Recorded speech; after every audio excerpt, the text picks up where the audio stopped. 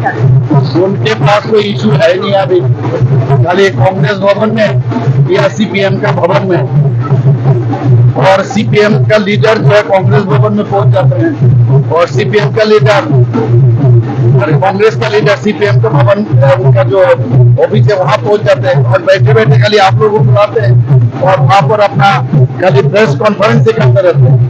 और कहाँ से उनका फेस्टून और ये सब कहाँ से लगाएंगे, उनका फेस्टून में क्या लेके जाएंगे, क्या बताएंगे? उनके पास कोई इशू है नहीं है, खाली फोटो छपाने से कोई कुछ काम नहीं होगा। भारतीय जनता पार्टी, हमारा मोदी जी का इतना काम है, काम लेके हम लोग सबके सामने जाते हैं। हम लोग इसलिए जाते हैं क्योंकि हमारे पास इतना काम, मोदी जी गारंटी का जो काम हमेशा बोलते हैं और गारंटी के साथ काम किया है, वो लेके हम लोग जा रहे हैं। साथ ही साथ राज्यों का भी जिस तरह हम लोग बात किए हैं और वो काम किया है, ये लेके हम लोग जा रहे हैं। उनके पास फेस्टून का क्या मायने रखता है? ये सब जानबूझकर ये सब इशू बना रहे।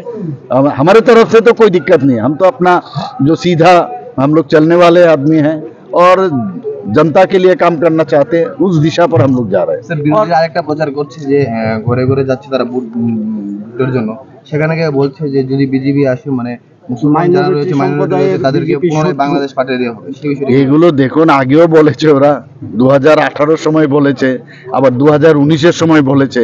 এখানে মাইনরিটি কোথায় চলে গেছে আপনারা বলুন। এবং মাইনরিটি সম্প্রদায়ের প্রচুর লোক এখন আমাদের ভারতীয় জনতা পার্টির সাথে যুক্ত হচ্ছে। আমাদের মাইনরিটি মোর্চা ভালো কাজ করছে। সব মানুষ বুঝতে পারছে যে সবকা সাথ সবকা বিকাশ, বিশ্বাস আর প্রয়াস, সেটা একমাত্র মোদিজি রাখতে পারবে। এর আগে তো তাছাড়া এই মাইনরিটি সম্প্রদায়ের অনুন্নয়নই ছিল এতদিন ধরে।